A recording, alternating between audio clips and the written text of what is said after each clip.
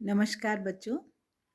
आज बीए तृतीय वर्ष की प्रथम प्रश्न पत्र की इस ऑनलाइन कक्षा में आप सभी विद्यार्थियों का स्वागत है। इससे पूर्व के व्याख्यान में मैंने आपको श्रद्धा सर्ग का सार बताया था।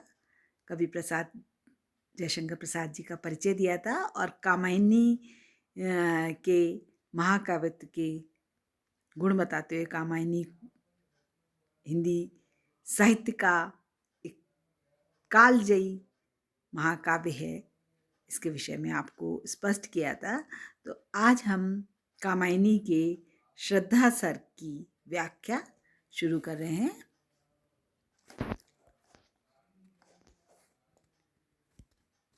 देखिए, प्रारंभिक पंक्तियां हैं, प्रथम पंक्तियां हैं।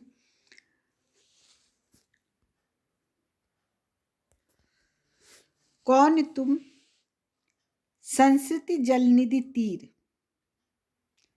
तरंगों से फेंकी मणि एक, कर रहे निर्जन का चुपचाप, प्रभा की धारा से अभिषेक। मधुर विश्रांत और एकांत, जगत का सुलझा हुआ रहस्य, एक करुणा में सुंदर मौन और चंचल मन का आलस। देखिए, प्रस्तुत जो पंक्तियां हैं वो कामायनी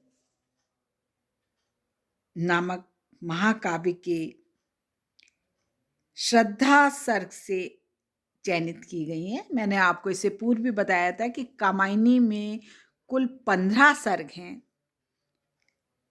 प्रथम सर्ग चिंता सर्ग था, दूसरा सर्ग आशा सर्ग था और तीसरा सर्ग जो है वो श्रद्धा सर्ग है। तो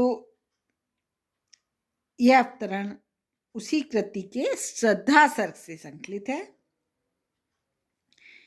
जल प्रलय जब हो गई थी संसार में और चारों ओर जल ही जल था, विनाश विनिष्ट था, तो ऐसे में मनु को अपना जीवन नीरस लगने लगा था। तभी उनकी भेंट श्रद्धा से होती है। श्रद्धा मनु से उनका परिचय पूछती हैं। इस अवतरण में उसी प्रसंग का वर्णन है। इसी सर्ग में आकर मनु का श्रद्धा से प्रथम परिचय हुआ है। श्रद्धा यानी कामायनी। तो देखिए, कौन तुम संस्कृति जलनिधि तीर। संस्कृति कहते हैं संसार को, सृष्टि को, है ना। जलनिधि समुद्र। तो श्रद्धा मनु से पूछती हैं कि तुम कौन हो।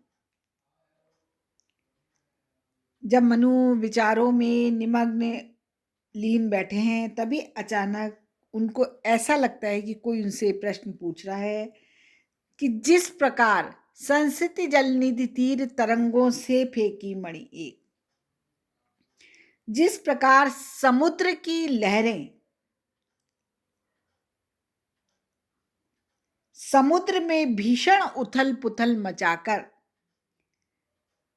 सतह से मणियों को निकाल कर फेंक देती हैं,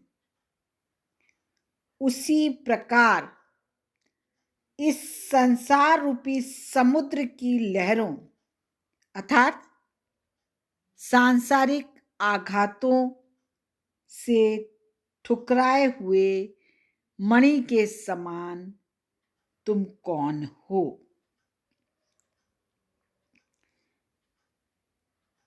अर्थात यहाँ पे श्रद्धा प्रश्न पूछ रही हैं कि मनु से पूछ रही है तुम कौन हो, है ना। इस संसार रूपी सागर से मणि के समान तट पर फेंके हुए, किनारे पर फेंके हुए तुम कौन हो। कर रहे निर्जन का चुपचाप प्रभा की धारा से अभिषेक। जिस प्रकार समुद्र तट पर पड़ी हुई यह मणि अपनी आभा से समीपवर्ती प्रदेश को पूर्णतः जगमगा देती है और उस शून्य में चारों ओर उस मणि का प्रकाश फैल जाता है, उसी प्रकार इस सागर के समीप चुपचाप बैठे हुए अपने अपूर्व व्यक्तित्व की आभा प्रकट करने वाले तुम कौन हो? मधुर विश्रांत और एकांत। उस आगंतुक से मनु से पूछती हैं कि तुम इस एकांत में क्यों बहुत थके हुए और आलस्य से भरे हुए बैठे हो? मधुर विश्रांत और मधुरता भी है और विश्रांत माने थकावट भी है, आलस से भरे हुए बैठे हो। तो वो कहती हैं कि तुम इस एकांत में बहुत थके हुए और आलस्य से भरे हुए बैठे हो तथा तुम्हारी शांतिपूर्ण मनोहर आकृति पर जो एक अपूर्व माधुर्य सा दिख पड़ता है, उससे ऐसा प्रतीत होता है, ऐसा जान पड़ता है मानो तुमने इस जगत का रहस्य भली भांति जान लिया हो। मधुर विश्रांत और एकांत जगत का सुलझा हुआ, इस जगत के, इस संसार के रहस्य को भली भांति सुलझा लिया हो। एक करुणा में सुंदर मौन और चंचल मन का आलस्य, साथ ही तुम्हारी मौनता,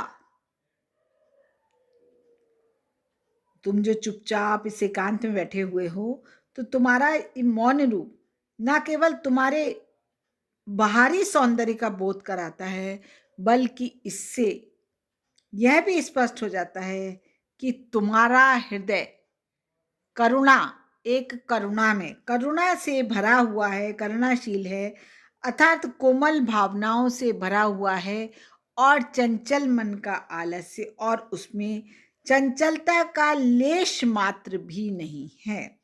वास्तव में इन पंक्तियों में स्पष्ट हुआ है कि मनु वहां एकाग्रचित्त होकर किसी बात पर विचार कर रहे थे और उनकी मुखाकृति से व्यग्रता छलक उठती थी तथा यह भी आभास होता था कि उनके अंतरतम में कोई व्यथा छुपी हुई है ना। तो इन पंक्तियों में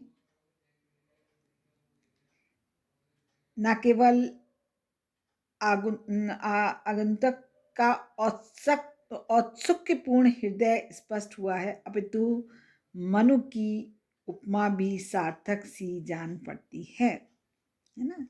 और रूपक अलंकार है यहाँ पर, और इसमें कामायनी का जो इस सर्ग का आरंभ नाटकीय ही है।